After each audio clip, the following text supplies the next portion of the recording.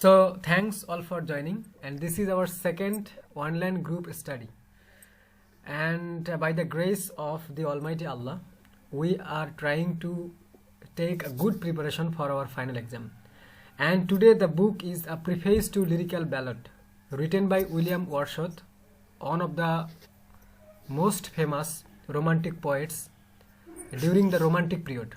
Okay, so actually, before understanding and before reading the Romantic period or the literary works of Romantic period, you must know about the previous period, I mean Neoclassical period. If you have the clear conception about the Neoclassical period, then you can easily understand or realize the purpose of Romantic period or the purpose of Romantic poets or Romantic writers or the writers of Romantic period. Okay, this is very important because Romantic period is totally opposite of Neoclassical period, and in order to reject the system of Neoclassical period, the tradition of literature of Neoclassical period, Romantic writers invented this new structure, new form of literature, that is mainly poetry, Romantic poetry. Okay, so if you have a simple idea, a simple conception and idea about previous period, then it will help you to understand this period, and it will also help you to understand the criticism or literary criticism or this preface to Lyrical Ballad, because the purpose of this preface to Lyrical Ballad is to reject the conditions and conventions and tradition of literature of the previous period. That's why this is very important. Let me tell you simply, because we know that Neoclassical period 1660 to 1785, 1660 to 1785, this is the duration of Neoclassical period. What happened in the history of English literature during this time? It was a time of political warmness and the worst time according to the political condition of England. It's not our topic. Our topic is the literary part. Okay, so the Neoclassical writers, Dryden or Pope, whoever, they wanted to imitate the style, structure, form and diction, poetic diction of Greek literature, that is called classical learning or classical literature. The literature of Greek and Rome, I mean Greece and Rome, the literature of Greece and Rome are called classical literature, classical learning or classical literature. Simply we know that classic, this word has two meanings. One meaning is high level, classic, and second meaning, classic is in literature is ancient or old. So classical learning refers to the literature, art, culture, painting, tradition, language of Greece and Rome, or what was before 2500 years ago. Okay, so they are our models and idols.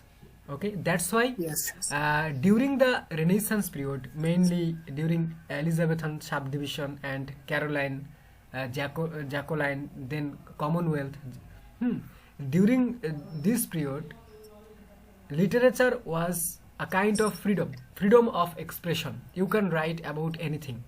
You can write about a girl, about a woman, about your feelings. It was a kind of freedom for the writers that they can write anything. But before that, it was not a part of literature, because your poem, suppose your poem must have a purpose, that you would like to present something, you would like to teach your readers, you would like to say something to your listeners or audience by your drama or by your poetry. Your literature must have a purpose. That means during once literature had purpose and literature had morality for the readers and for the audience. But during the Renaissance period, along with William Shakespeare and other writers, dramatists, poets or sonneters, they wrote poetry or they wrote drama. Their one purpose was to give delight or pleasure to the readers. It To the was readers. one purpose, and another purpose was to teach morality and religious morality, both. Yes. And just in the end of the Renaissance period, during the Commonwealth period or before the Commonwealth period, there was a problem in the structure of literature. So during neoclassical period, the writers, they started to think that we should not do it. We should present literary works as it should be. Okay, that's why they thought that we can choose the style, structure, language selection, word selection, rhyme scheme, meter, everything as the Greek and Roman writers used previous time or ancient time. Okay, it was their purpose, and that's why they rejected the normal literary works, normal structure. They rejected the subjectivity. That means you cannot write as you want. You cannot express your personal feeling. You cannot express your personal thought, personal theory. But your literary works must have a purpose, okay, and must have conditions and conventions. Even they did it, and they tried to do it like the Greek writers, like the Roman writers. For example, in honors third year, when you will read the drama and poetry of neoclassical period, for example, the work of Pope and the work of others, you will have satire, and you will have the characters collected from the higher society. So Dryden or Pope, the classical famous two writers, they try to imitate or copy like the Greek writers, like the ancient writers. What was their conditions and system? Their condition was that they will select the characters from the higher society, among the aristocrats, among the kings and queen. A normal person cannot be the part of literature. A common person cannot be the part of literature, part of poetry, part of drama. Their subject, their theme is always grand, always great and grand. Okay, so this is called restriction in literature, racism in literature. Why racism? Because only the aristocrats can be the part of literature, not the common people. So this is a kind of restriction and racism in the field of literature. Okay, in the field of literature. 1 minute, please. Assalamu alaikum. So there was racism and restriction or classification in the field of literature. So where there is classism or less restriction in literature, so what was the condition of society and political field? So you can guess it. That's why there was satire. Okay, so that's why there was satire and humor, by using humor, ridiculous situation, laughing system, and there was also critical literary works. Okay, so you will if you read the summary of every literary work of Pope and Dryden, you will have criticism of society, political criticism, religious criticism. Okay, you will get the clear conception. Okay, so our topic is to establish the idea of William Wordsworth, a preface to Lyrical Ballad. Okay, so during that time there was French Revolution, and the slogan of French Revolution was very good, and the favor of romantic English writers, the equality, liberty, fraternity. You can say equality. Equality means not only in society but in literature, in political field, in everywhere of a country. Equality and liberty. Okay, so this idea was good idea. So when during the Romantic period, William Wordsworth and S.T. Coleridge, they jointly published Lyrical Ballad in 1798, and Romantic period started. According to the critics and historian, okay, Romantic period, they counted Romantic period after from the date of the publication of Lyrical Ballad. So Lyrical Ballad was an exceptional volume of poetry. So the poems of this volume was totally opposite of the poems of previous period, I mean neoclassical period. Then there was a kind of curiosity and excitement among the readers and among the critics of that time. So what kind of poetry or poems are these? Is there any purpose? Is there any respect, any purpose of the writer? Why they composed such kind of poetry? There is not the maintenance of the conditions of previous period. I mean, the characters should be selected from the higher society, among the aristocrats or kings or queen. Okay, so the book was published in 1798, and it was sold too much. The book was sold too much during that time, and the poems became famous among the readers. But many questions raised among the readers and critics that what is the basic form and structure of your poetry, because William Wordsworth did not maintain a specific rhyme scheme, a specific meter, a specific poetic diction, a specific theme, a specific topic. He did not maintain the selection of characters as the writers of previous period they maintained in their literary works. So he didn't do that. So that's why many questions raised. So if you published a book and such questions raised, so you need to give them answers. And William Wordsworth did that. And that's why, before beginning any book, you will have a preface or introduction about the book. Very simple writing. But if you have many questions, you need to answer those questions. That's why, first of all, he wrote a preface when he published it in 1798, then 1800, then 1802, then 1805, then 1815.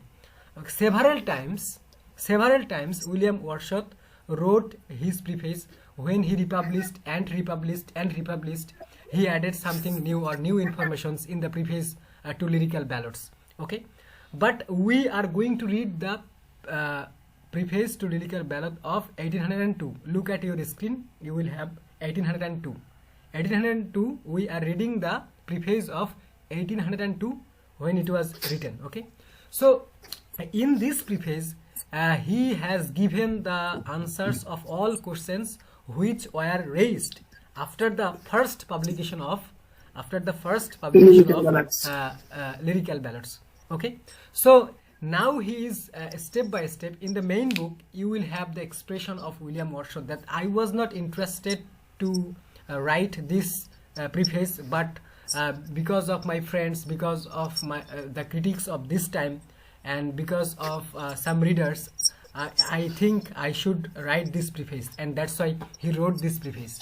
And in this preface, he wrote that why he rejected poetic diction, why he rejected a professional rhyme scheme, why he rejected a specific meter. He supported meter, but not a specific meter. First of all, meter was a kind of condition, but during Romantic period, or in the sense of William Wordsworth, meter should not be the condition of poetry, but you can use it. You can use it, but not as a condition, as your wish. You can use or maintain meter in your poem, not like a condition, but as your wish. You can maintain or not. It's your wish. Okay, and what I told you right now, this is the reason why he wrote this book, a Lyrical Ballad. Okay, what is the purpose to write this Lyrical Ballad, or what was the aim of Wordsworth in writing preface to Lyrical Ballad, or why did Wordsworth write preface to Lyrical Ballad?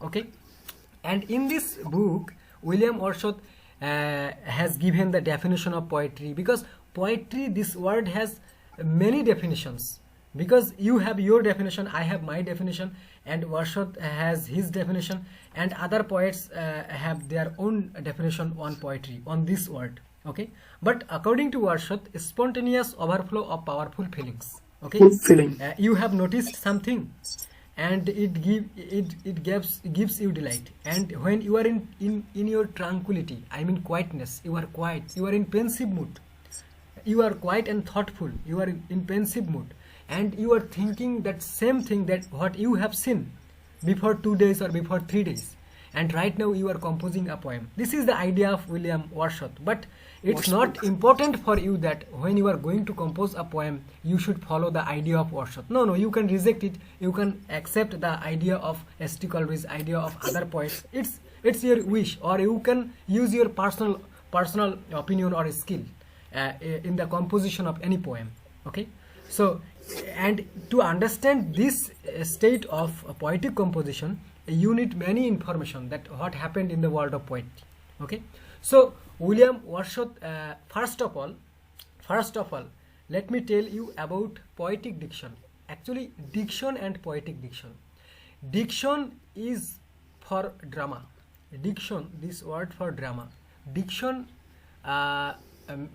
consists, or diction expresses about the selection of words and dialogues and attitude, expression, body language, okay, gesture of a character. That means this is in the case of drama, in the case of play. Okay, this is diction. Selection of words, selection of dialogues, the behavior of characters, the gesture of characters, the body language of characters in a play, in a drama. This is called diction. And poetic diction is specific and particular only for poetry. So poetic diction refers to the selection of soft and look it suitable, perfect words for poetry. Okay, and during the neoclassical period, the neoclassical poets and other writers, they used hard and long and difficult word in order to make their poetry magnificent, stunning. Okay, but it was the expression of their poetic power. It was the expression of their poetic power, but it was very difficult for the readers to understand their poetry. Okay, it was very difficult because the common people, they knew common language, they could understand common expression, common sentences, common lines, common verses. But when the neoclassical writers and poets, they used difficult and critical words in their poetry and other literary works, it was almost impossible for all writers to easily understand, to easily get the expression, the message of the writers. Okay, that's why William Wordsworth decided that I should not use the hard word, the difficult word, the old word, which the readers cannot understand easily. That's why William Wordsworth said that I should and we should use the language of common people, the language of man. Okay, the language of common people, the language of man, the language of rustic area, the language of village, the language of rural area, rustic area, or countryside or village, same synonym. Okay, so that's why William Wordsworth said that I have used very common language spoken by common people, spoken by literate people, so that they can easily read my poem and easily understand my expression and my message. What is the message of the writers for the readers? Okay, so that they should not fall in any crisis or any critical situation to understand poetry, because the purpose of poetry is to get pleasure, and the purpose of poets to give delight and pleasure. But if the words are very difficult, then how can the readers will get or can get pleasures and delights from the after reading or by reading poetry? It's not possible. That's why William Wordsworth decided that I am going to use, or I have used in my volume Lyrical Ballad, the language of common people, which is very easy to understand and the real expression of common people. But there is one condition. What is the condition? In the common area, in the rural area, or among the common men, common people, the slang language are used, the bad words are used. So you can ask that, did you use bad language, bad words in your poetry? William Wordsworth replied, no. First of all, I collected their words, their sentences, then I modified their words. I rejected the slang words and I just took the perfect words for my poetry. Okay, he also said it. So first of all, he selected the language of common people, common men from the rural area or among the villagers, and then he thought about these words, that these are perfect or not, because poetry has a kind of a special respect, a special power. You cannot use slang words, and in the rural area you will have too much slang words and bad words. Okay, he also said it in this preface to Lyrical Ballad. Okay, so this is the purpose and or purpose why he used the language of common people, or why he selected the language of common people as the language of poetry. Okay, another expression, the theme of his poetry.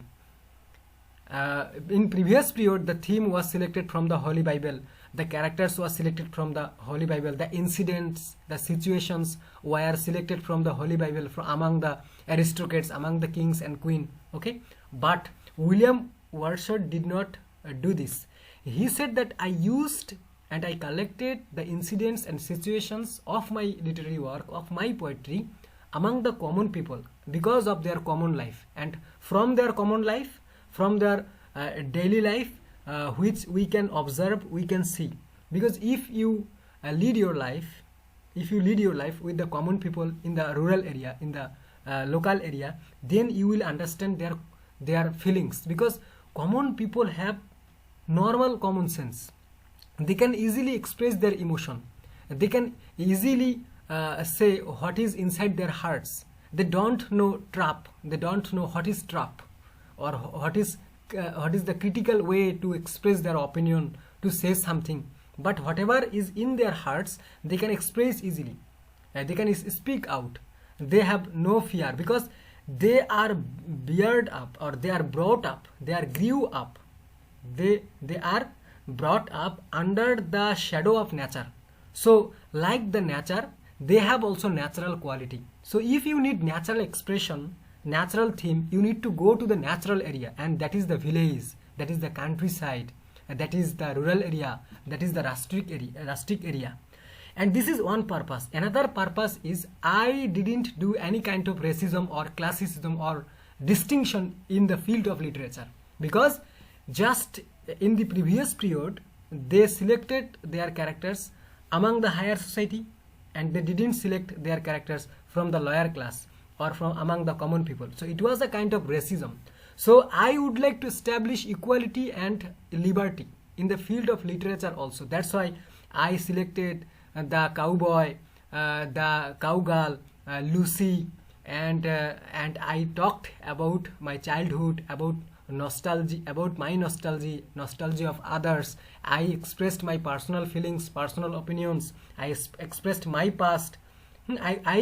That's why I would like to say that this can be the topic of literature, this can be the topic of poetry. Okay, and there is no racism. And that's why it is said that William Wordsworth was influenced by French Revolution, because his selection of characters, selection of theme and topic indicate that he tried to establish liberty and equality in his poetry also. And that's why he is influenced by French Revolution, and truly he was influenced by French Revolution and by the slogan of French Revolution. Okay, so in order to express the true expression, true situations, true incidents and events, he selected as the theme of his poetry, he selected the theme of, among the common people, among the life of common people and their common life, their common activities. Okay, and that's why you will have that William Blake talk about chimney sweeper, about lamp, about tiger. But how can be a tiger? How can a tiger be a part of literature, part of poetry? But they did it, and they didn't do any kind of racism, and they didn't establish any kind of restriction and classification in their poetry, in their literature. Okay, so that's why actually William Wordsworth choose the activities and situations and incidents of common man or common people among the from the rural area, from the rural side of our country. Okay, and in order to present it, in order to set it in his poetry, he used natural elements, and that's why he is called a natural poet. Even he has a good relationship with nature. That's why he is called worship of nature. And he said that all is God, all is God, God is all. All is God, God is all. I mean, wherever you go, you will have the shape of God, because we cannot see God. According to Christian religion, we cannot see God. It's not possible. But after observing the creation of God, after observing the flowers, fountain, river, sky, ocean, fountain, spring, everything, the earth, the world, the meadow, you can feel that how beautiful the God is, the Almighty God is. So he said that nature is the shape of God. The nature is beautiful. Nature is the shape of God. The sky is the shape of God. The ocean is the shape of God. The round ocean is the shape of God. The river is the shape of God. The flowing water, or the blowing water or flowing fountain, everything is the shape of God. And that's why he said that I spirit is mixed everywhere. This spirit is called the spirit of God. Okay, that's why he is called the worshipper of nature, the priest of nature. Okay, and in order to present the subjectivity, personal expression, imagination, or imaginative situation, he used his personal life, I mean childhood, that is called nostalgic, the sweetest memory of past. Nostalgia refers to the sweetest memory of the past. Okay, and he wrote Intimations of Immortality. We learned in honors second year, Intimations of Immortality. Even he wrote Tintern Abbey. Okay, so if you read the main poem in honors second year, you can feel about the use of his words and about his expression and about the theme of his poetry. Okay, this is William Wordsworth and his preface. He is just giving answer of the questions raised among the readers and critics of that time. Okay, and whatever I told you right now, these are the reasons why Wordsworth is called a poet of common man, because he wrote about common man. He took the language of common man. He took the theme of his poetry from the life of common man. He used the language of common man, the incidents and situation he chose from the life of common people. And that's why one by one, by using a simple paragraph, you can write that why Wordsworth is a poet of common man. Discuss. So this can be the answer of a broad question. And discuss Lyrical Ballad as a manifesto of romantic age. Manifesto refers to, you can say in my language simply, a kind of board, a kind of calendar. That is, this is the beginning. This is the beginning, or this is the introduction. This is the beginning or first introduction of romantic age. Because if you read in honors second year, we learned or we read the poem of Blake, Shelley, and Byron, then Coleridge. You will have the personal expression, the imaginative element, mysticism or mystic element, natural element, supernatural element. Supernatural element, according to science, by the power of science, by the theory of science, you cannot prove supernatural element. It's not possible. Science does not believe the supernatural elements. And mystic elements is religious element. Mystic elements will lead you to religious in the field of religion. God, angel, God or angel, or the life after life, death. These are actually mystic elements. Okay, and then the use of Greek characters. The romantic writers, along with Wordsworth, they used as an example the characters of Greek literature. They didn't forget their past.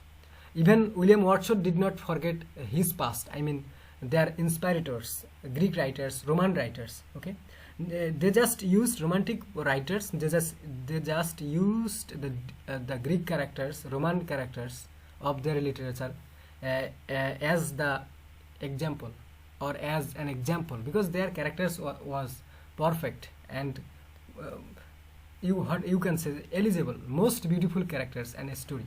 Okay, and that's why Coleridge and mainly John Keats, he wrote just poetry for poetry, personal feelings, no criticism, no literary criticism, but poetry for the sake of poetry, or for the sake of his personal feelings, not for others. Whoever will read my poem or not, it's not my purpose. I think it's better for me. I wrote, I composed. Okay, but in this case, Coleridge was different, Byron was totally different, and Shelley was totally different. Blake, a critic poet. William Blake, a critic poet. But these are not our purpose. So my question was, what was the aim of Wordsworth in writing Preface to Lyrical Ballad? I think it has been discussed. Why did William Wordsworth write Preface to Lyrical Ballad? It has been also discussed. According to Wordsworth, what is the connection between poetry and feelings?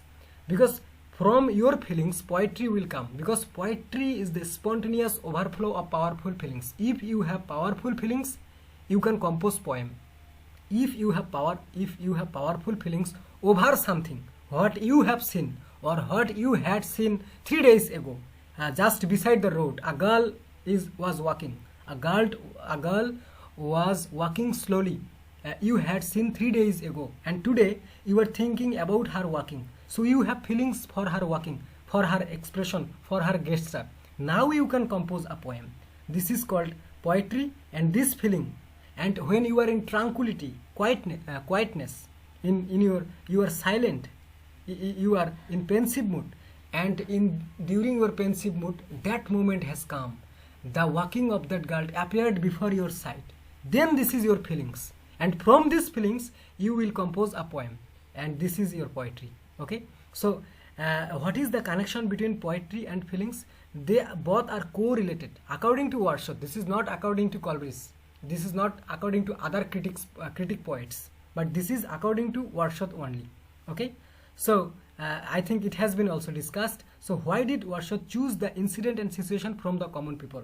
So in order to avoid classicism, or in order to establish equality and fraternity or liberty, and in order to reject the tradition of previous period.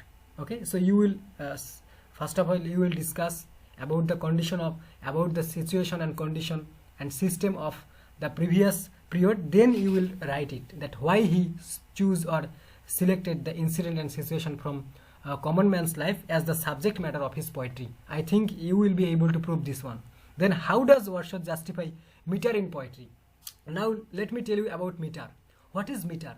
Remember, in poetry 1 meter is equal to 2 syllable, not word. 2 syllable, a part of word, 2 syllable. 1 meter is equal to 2 syllable.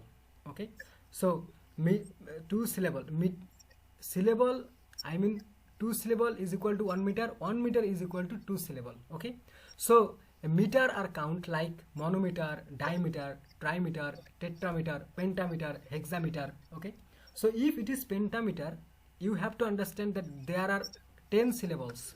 Tetrameter, there are 8 syllables. Okay, trimeter, there are 6 syllables in a line. Okay, so you will maintain a specific meter. It's like sonnet. In a sonnet you will have pentameter. That means in every single line, if you count, you will get 10 syllables in every single line. Among the 14 lines you will have pentameter. I mean the poet has used 10 syllables in every single line. This is the maintenance of meter. This is the use of meter. Okay, this is the use of meter in the case of sonnet. But in the, for example, in the poem of Edmund Spenser, the Fairy Queen, Edmund, or the Shepherd's Calendar, or in the poem of Pope, okay, so they have their separate they used separate meter, but the first meter, for example, in the first line he has used hexameter. Suppose the poet has used hexameter or pentameter in the first line, and it was continued till the last line. And if the poem has been divided into sections, then in every section he used the same meter. This is the maintenance of meter in poetry, and it was important during the previous period. The maintenance of meter was very important during the previous period. And William Wordsworth also supports this system, the use of meter, because meter will differ between prose and poetry. Prose is like a story, like paragraph, but poetry is line by line, verse after verse, line after line, verse after verse. So in order to make difference between poetry and prose, you need to use meter in your poem. Then it will be easy to make differ or make a kind of separation between prose and poetry. So William Wordsworth supported the use of meter in poetry, but not as a condition, but he said that as your wish, you can use meter in your poetry, it's good, but don't think that without meter your poem cannot be considered as a poem. But during the previous period, if you cannot maintain if you cannot maintain any specific meter in your poetry, so your poem will not be considered as a poem, as a perfect poem, as a good poem. That's why he made it easy. William Wordsworth made it easy in his volume Lyrical Ballad, okay, by composing poem. But he used meter, but not like traditional meter. For example, hexameter, or first 9 line pentameter and last line hexameter.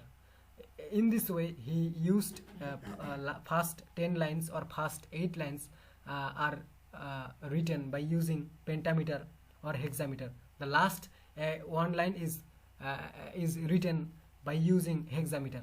So there was a kind of tradition and system and a specific structure, and the writers of neoclassical period did it, and they used such kind of a specific meter.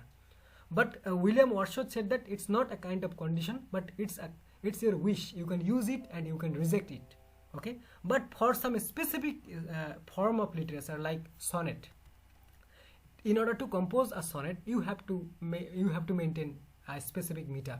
For example, a Petrarchan sonnet or Italian sonnet, Shakespearean sonnet or English sonnet, or a Spenserian sonnet. The same meter is same, but the rhyme scheme is difference, okay. The rhyme scheme is difference, but the meter is same. These three kinds of sonnets has the same meter, that is pentameter, and same numbers of lines, like 14 lines, okay. And the pronunciation system, the utterance is like iambic, that first is unstressed, second is stressed, unstressed, stressed, or accented, unaccented, accented, unaccented, accented.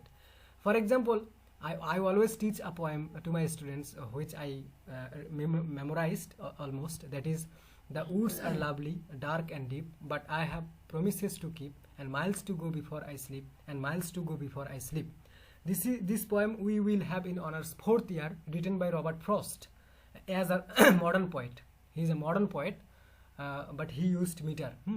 Whose woods these are, I think I know. His house is in the village, though he will not see me stopping here to watch his woods fill up with snow. And last line would say, the woods are lovely, dark and deep, but I have promises to keep, and miles to go before I sleep, and miles to go before I sleep. So this is actually iambic, first syllable unstressed. The woods, the short sound, or so you have to pronounce fast. The woods long, are short, lovely, short, dark and deep. So this is actually iambic system. This is another topic. This is in the case of pronunciation. But meter, I think you have understood the use of meter. So the use of a specific meter, it was a kind of condition, but William Wordsworth rejected it, but he supported the use of meter, and S.T. Coleridge also supported the use of meter. When Morfidul Islam ji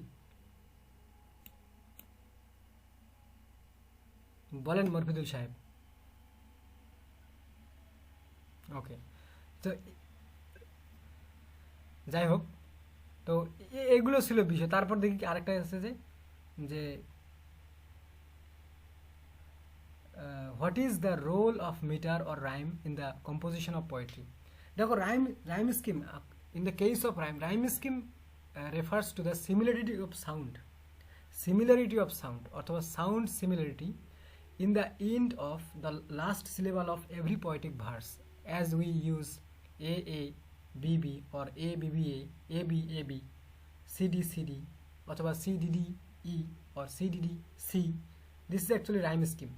If you would like to find out the rhyme scheme of a poem, look at the last word of a poetic verse, not the entire last word, but the last syllable of the last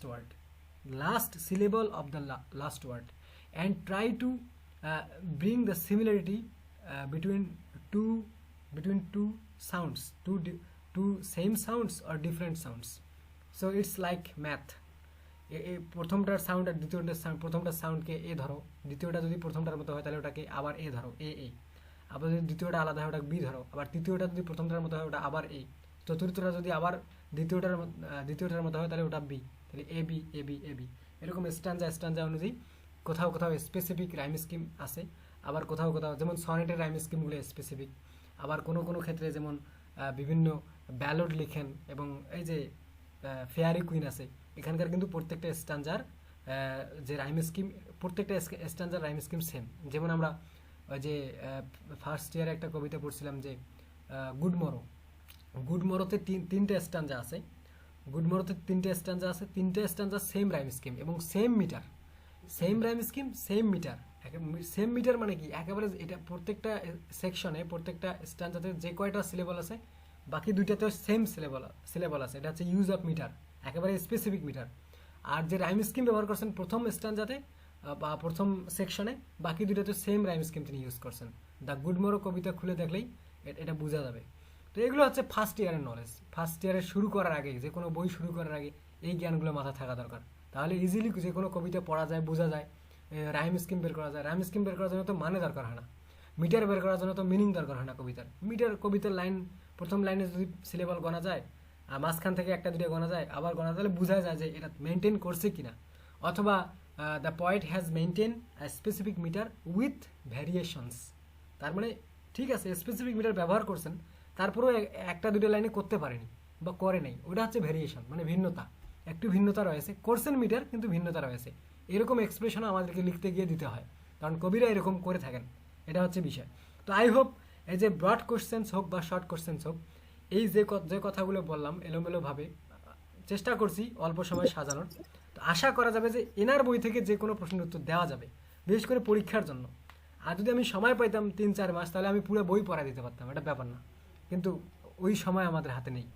ওই যে প্রশ্নগুলো স্ক্রিনে দেখা যাচ্ছে ঘুরে ফিরে সবগুলোর উত্তর একই আসবে, এই হলো কথা। হ্যাঁ, মাজারুল ভাই কিছু বলবেন?